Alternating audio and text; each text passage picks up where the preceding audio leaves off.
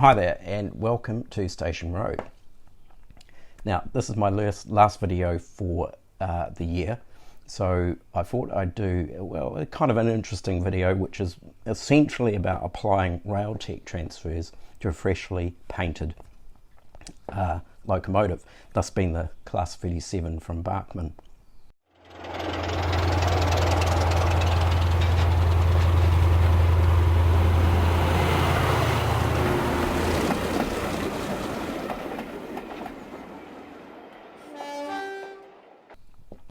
Now originally it was an EWS locomotive, and that was all available here in New Zealand that was within my budget. But then of course I can't run an EWS on Station Road, simply it being out of error. So the video basically covers the transfer or application of transfer side of things, as that part I had not even attempted to do before. And when I went and actually had a look on YouTube to see whether there were any videos out there that anyone had done in regards to applying transfers to locomotives, there were a few, but not sort of in the respect of all these tiny miniature little decals.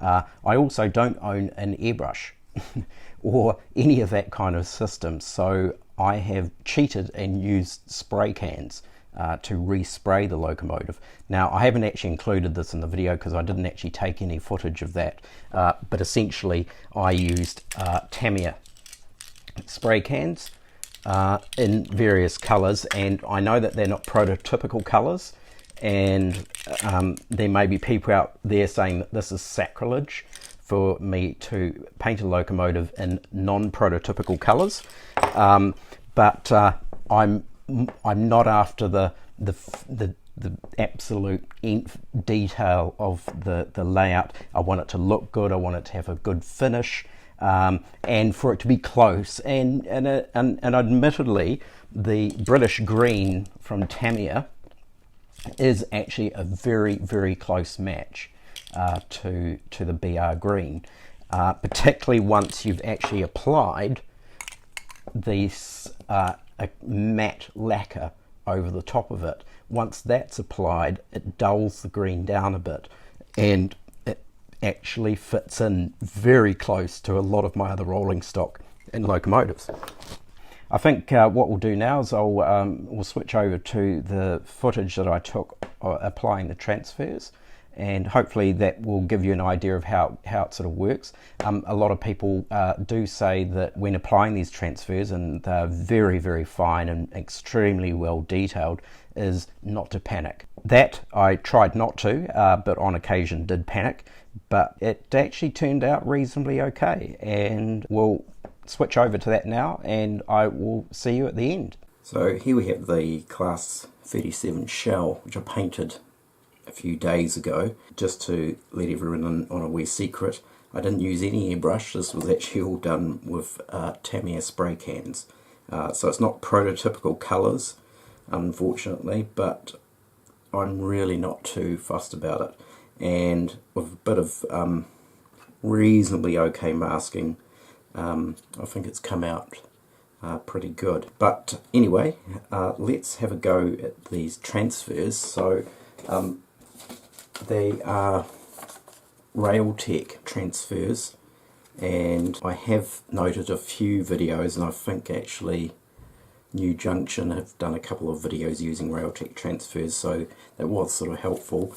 And this is the wee transfers here. Now I got two sets because if I bugger this up, then I've got a backup set, and the running number I've chosen is simply it's possibly a real number, but it's fictitiously, it is a birthday, because I simply couldn't think of anything else.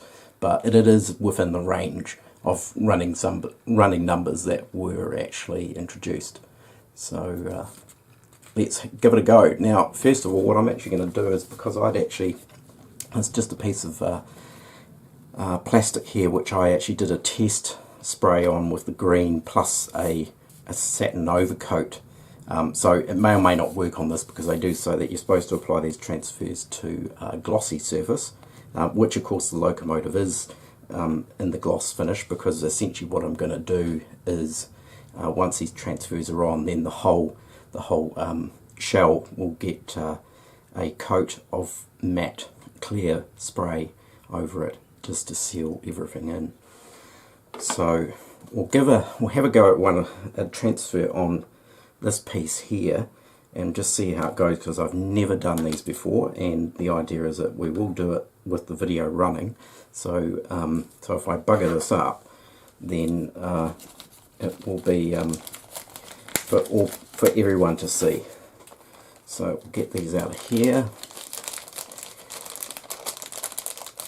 And my understanding is that according to the instructions and what other people have been saying, is that you cut out the transfer that you'd like to use, and I will use one of the BR emblems,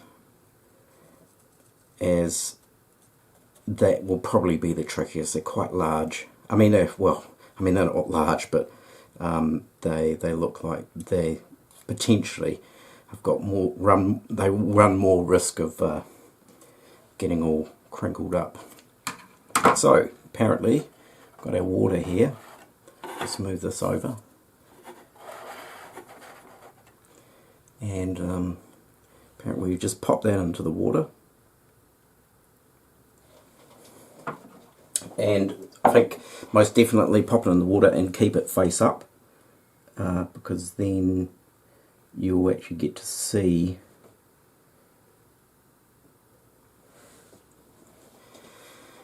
apparently the transfer will start to lift.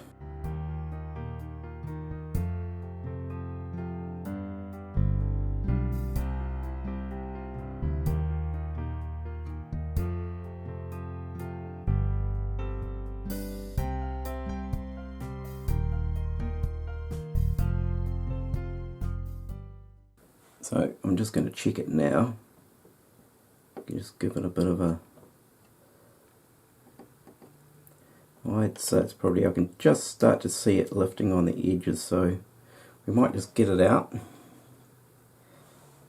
And the idea apparently is just to slide it off.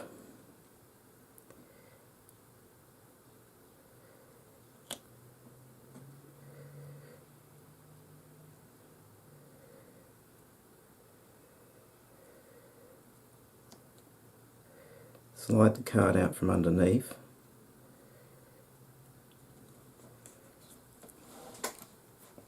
Now this may or may not actually stick to this plastic.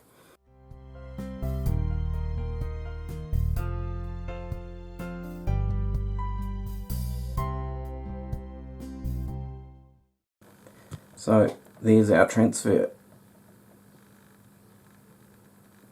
stuck on the piece of plastic. Whether it will actually stay on there, I don't know. So now that we've actually managed to successfully apply a transfer to this piece of plastic here, we'll go ahead and I will apply some transfers to the actual locomotive.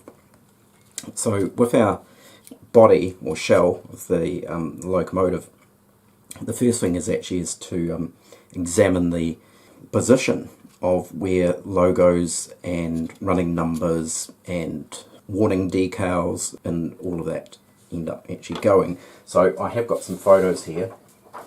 So we have this one here, which I'll just put up on screen, and that is D6990. I don't know a lot about this particular locomotive, and I'm sure somebody will be able to comment on it, but that seems to pretty much have, well, it shows where the running number goes, the logo or BR crest, and also some electrical warning hazard decals. We also have this one here, which is 37411, interestingly, but once again it is BR green with the late crest. That pretty much also confirms the position of the running number and the crest are in the same location, plus also the warning hazard decals. And then we have D6836. Now this one seems a bit different, and I'm assuming it's actually a locomotive on a heritage line, because for a start, unless the image is not being colour corrected, the green actually seems a little bit off, and it's hard to tell, but it almost looks like the roof is actually not grey. It almost sort of appears as if the green wraps right over the roof. And we're also missing some orange pinstriping, which usually went around the cab windows and along the upper side. So yeah, I'm not too sure about this locomotive, but once again it still confirms roughly where the crest goes and also the running number plus the warning labels. So it sort of basically confirms where the position of all these elements go. So in terms of positioning this, what I thought I'd actually do is, because it's going to be sort of a bit tricky in the sense that if we go for this one here, we have the crest is, it's looking like the actual end of the crest is almost lined up with the fuel intake, assuming that that's what that is, the fuel intake. Now if I have a look at this one here, yes, it is almost lined up with the fuel intake, and this one here, hard to tell, but it's looking very much like it's lined up with the fuel intake. So the crest actually comes and lines up with the end of that, and then in terms of the base or the height of this, I'm just wondering whether that, if I draw a line through here,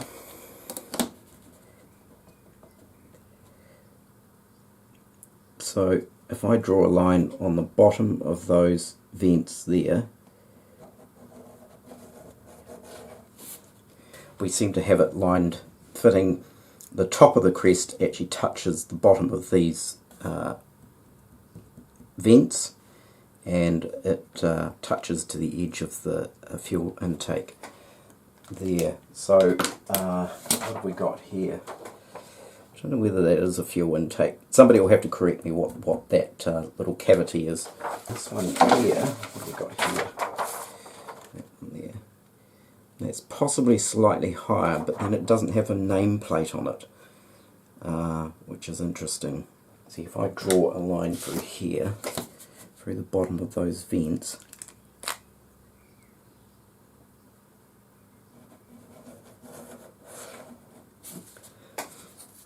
it's slightly higher on that locomotive. So if you can see the line there, slightly above the bottom of those vents. This one here seems to be pretty much in line with the bottom of the vents and that recess down below. So that's basically, that's what I'm going to go off in terms of the positioning for this logo. So I thought the easiest way to actually do this, well, I don't know whether it's going to be easy, would be to actually use a bit of masking. This is just, I think it might be Humbrol masking tape or Tamiya, one of those, is position this on the locomotive side. So we'll put a strip, and I'll just put it just slightly above those vents.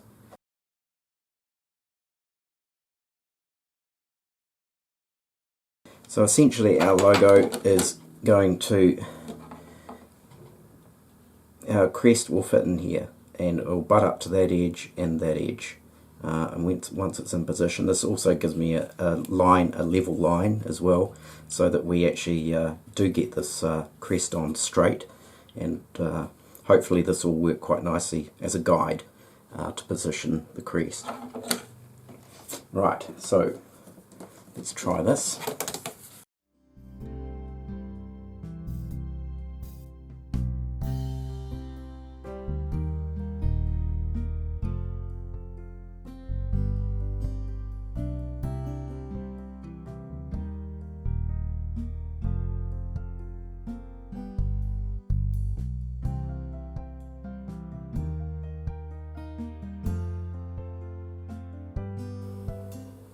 Right, I can just start to see that lifting now, so it really only takes, 15, maybe 20 seconds at the most.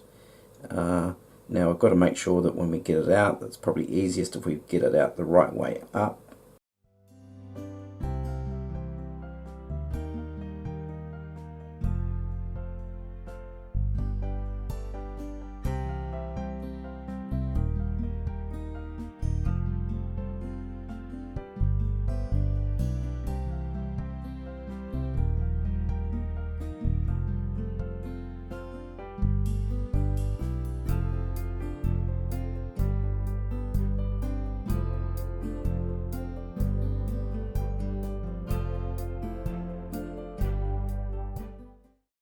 Now we have the crest applied to the shell.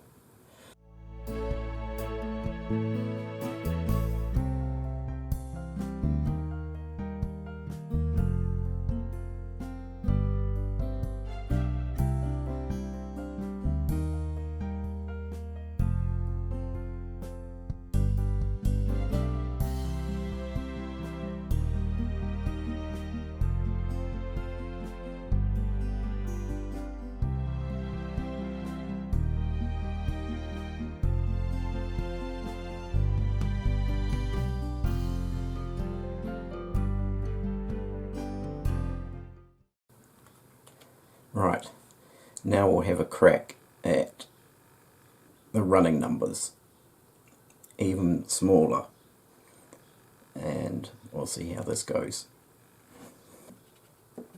Right, with the running number, I'm not going to worry about masking up an exact position for it.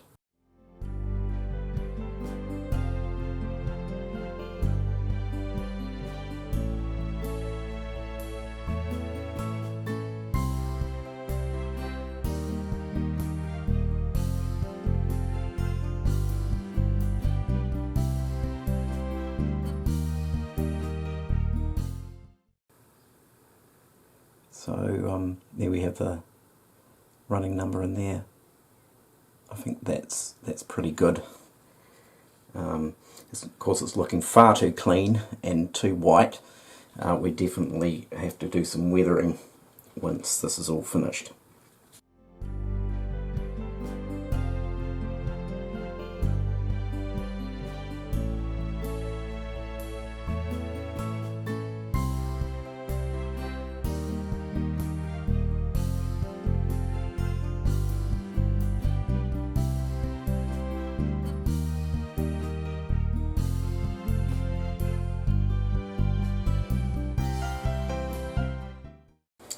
I was sort of thinking it might be quite beneficial to apply all the decals to one side and then switch over once the side is dry, just to avoid any sort of scuffing that might occur.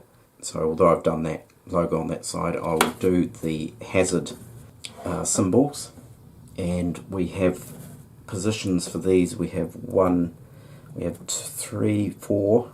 One between that and the window, just on the by the door. We have three up the top, and then of course we have two at both ends on the front, and then the same would be repeated on the other side.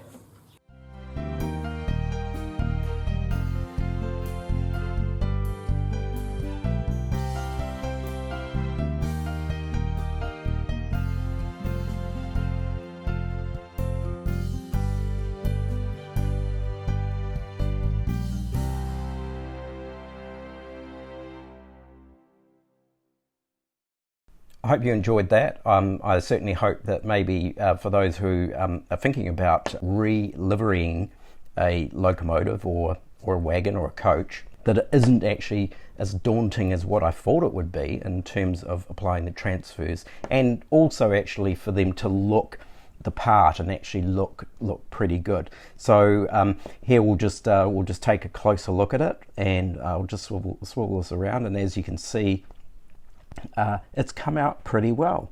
I've done a little bit of weathering. I've applied some weathering to the roof, and I've also applied a bit of weathering to each end to actually cover up the yellow a little bit, because unfortunately my masking abilities on the yellow weren't super brilliant.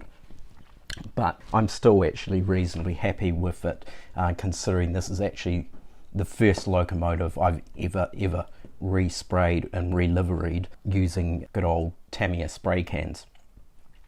So there we have it.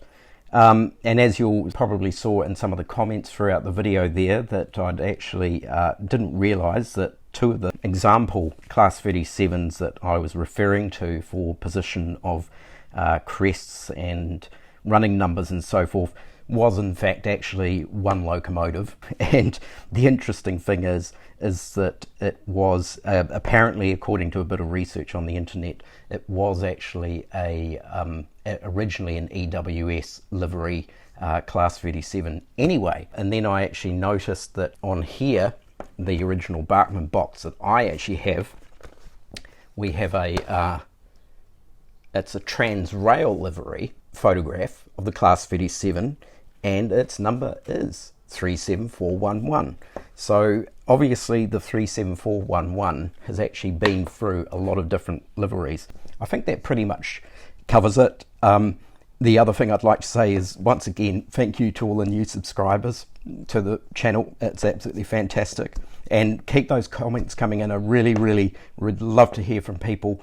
Any questions you have, or you know, ideas and things like that, would be it would be awesome to hear from you all. And I'd just like to say now a very Merry Christmas to all of you, and I will raise my Heineken to you, and this is not a product placement, and wish you all a Merry Christmas. Cheers.